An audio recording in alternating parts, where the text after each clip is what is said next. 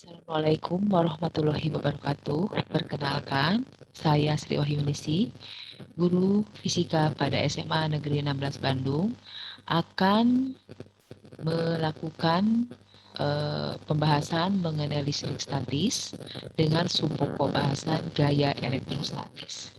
Seperti kita ketahui bahwa jenis muatan ada dua, yaitu muatan positif dan muatan negatif. Nah, muatan-muatan ini jika berada pada jarak tertentu akan mengalami suatu gaya. Ternyata jika muatannya sejenis, maka akan terjadi gaya tolak menolak. Dan jika muatannya berlawanan jenis, maka akan terjadi tarik menarik. Saya menuliskan gaya tolak gaya tolak menolak dengan F12 dan F21. Ini artinya adalah gaya. Misalnya F12, ini adalah gaya pada muatan 1 akibat muatan 2. Dan F21 adalah gaya pada muatan 2 akibat muatan 1. Nah, tadi sudah saya jelaskan bahwa jika muatannya sejenis akan tolak menolak, dan jika muatannya berlawanan jenis akan tarik-menarik. Lalu, bagaimana cara menghitung besarnya gaya tolak-menolak dan gaya tarik-menarik pada muatan-muatan tersebut? Kita dapat menggunakan persamaan dari gaya elektrostatis atau biasa juga disebut dengan gaya Coulomb, yaitu F sama dengan K, Q1, Q2 per R kuadrat. Dengan keterangan sebagai berikut, F adalah gaya Coulomb atau gaya elektrostatis, satuannya Newton. Q1 adalah muatan benda 1, satuannya Coulomb. Q2 adalah muatan pada benda 2, satuannya Coulomb. Dan K sendiri adalah konstanta dengan nilai 9 kali 10 pangkat 9 Newton meter kuadrat per kolom kuadrat. Untuk lebih memahami tentang gaya elektrostatis, marilah kita perhatikan contoh soal berikut. Contoh soal, perhatikan gambar di bawah ini.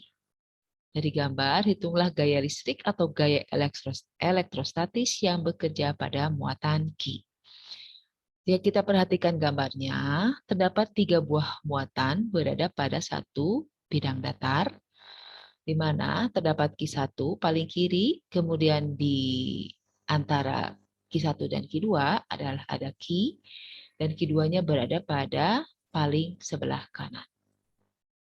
Masing-masing muatan Q1 30 mikrokulom, Q5 mikrokulom, Q2 60 mikrokulom. Jarak antara Q dengan Q1 dengan Q adalah 30 cm, dan antara Q dengan Q2 adalah 2D, artinya 2 dikali 30 cm atau 60 cm. Lalu bagaimana cara menghitungnya? Kita perhatikan pada slide berikut. Nah, yang paling utama pada materi gaya elektrostatis, karena ini adalah gaya, maka dia termasuk pada vektor. Kita harus menggambarkan gaya-gaya yang bekerja pada muatan yang ditanyakan pada soal. Di sini ditanyakan adalah gaya pada muatan Q. Jadi kita amati muatan Q. Nah, muatan Q dipengaruhi oleh Q1 dan Q2. Karena semua muatan sejenis, yaitu muatan positif, maka muatan Q ditolak oleh muatan Q2 ke arah kiri. Dan muatan Q ditolak ke arah kanan oleh muatan Q1. Tuliskan seperti ini, FGQ2. Jadi diarah ke arah kiri ya. Q akibat Q2 ke kiri dan Q akibat Q1 ke kanan. Ini diberi penjelasan di sini. Tadi diketahui Q1 30 mikrokulom atau 3 kali 10 pangkat minus 5 kulom. Q 5 mikrokulom atau 5 kali 10 pangkat minus 6 kulom. Q2 60 mikrokulom atau 6 kali 10 pangkat minus 5 kulom. R1 30 cm dibuat ke dalam meter, 3 kali 10 pangkat minus 1 meter. R2 60 cm. Jika kita konversi ke dalam satuan meter menjadi 6 ke 10 pangkat minus 1. Tadi pada soal ditanyakan adalah Fq atau gaya pada muatan Q. Nah, kita akan cari dulu besar masing-masing dari gayanya. Fq2 berarti gaya pada muatan Q akibat Q2 adalah sebagai berikut. K Q2 per R2 kuadrat. Tadi sudah di sini dijelaskan berapa Q1 dan Q2 serta R2. Jadi jika dimasukkan ke dalam persamaan akan menghasilkan gaya Fq2 adalah 7,5 Newton. Kemudian Fq1 adalah Q1 per R1 kuadrat. Di sini bisa dilihat, masukkan kepada persamaan. Jadi 3 kuadrat itu adalah, atau 3 kali 10 pangkat minus 1 kuadrat itu adalah 9 kali 10 pangkat minus 2. Sehingga didapatkan hasilnya adalah Fq1 15 Newton. Nah, seperti sudah terlihat pada gambar dan pada vektor itu seperti perjanjian yang tidak tertulis ya.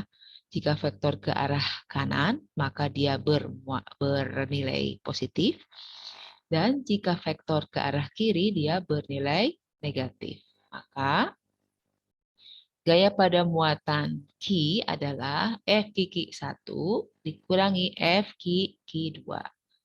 Tadi sudah didapatkan Fq1 adalah 15 Newton dan Fq2 adalah 7,5 Newton.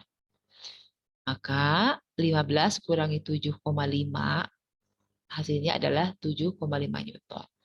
Artinya muatan Q terlempar ke kanan sebesar 7,5 Newton mendekati Q2.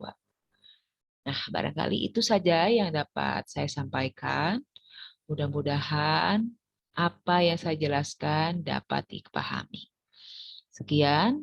Wassalamualaikum warahmatullahi wabarakatuh.